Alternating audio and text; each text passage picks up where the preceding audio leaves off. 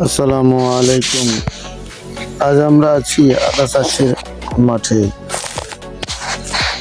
কয়েক মাসের যত্ন, নিয়মিত সেচ, আগাছা পরিষ্কার আর সঠিক সার প্রয়োগের পর এখন দেখা যাচ্ছে ফলনের আশার আলো।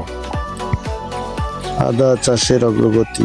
প্রথম দিকে আদা গাছগুলো সুস্থভাবে বেড়ে ওঠাতে অনেক পরিশ্রম করতে হয়েছে।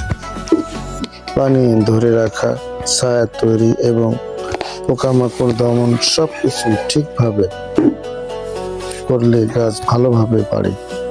এখন গাছের নিচের মাটির ভিতরে আদা গুচ্ছকারে তৈরি হচ্ছে। স্থানীয় কৃষকরা এই বিষয়ে বলেছেন, আগের বছরের তুলনায় এবার আবহাওয়া বেশ অনুকূলে ছিল। বৃষ্টিপাত ও রোদ দুটোই ভারসাম্যপূর্ণ থাকায় ফলনের সম্ভাবনা অনেক ভালো। তারা এখন অধীর আগ্রহে অপেক্ষা করছেন কখন আদা উত্তোলনের সময় আসবে। বাজারে আদার চাহিদা সব সময় থাকে, বিশেষ করে শীতকাল ঘনিয়ে এলে দামও বাড়ে। কৃষকরা আশা করছেন এবার ফলন ভালো হলে মুনাফাও আসবে হাতে। দেশের অর্থনীতিতে এর ইতিবাচক প্রভাব পড়বে। চারপাশে সবুজে ঘেরা আদার মাঠে হাঁটলে মন ভরে যায়। গাছের পাতার ফাঁক দিয়ে হালকা বাতাসে তুলে ওঠে প্রকৃতির সজীবতা। এখানে লুকিয়ে আছে কৃষকের প্রাণের স্পন্দন। অল্প সময়ের মধ্যেই শুরু হবে আদা তোলার কাজ। আমরা সবাই আশায় আছি, এই যে পরিশ্রমের ফল হবে সমৃদ্ধি আর সন্তুষ্টির হাসি। সবাইকে দেখার আমন্ত্রণ।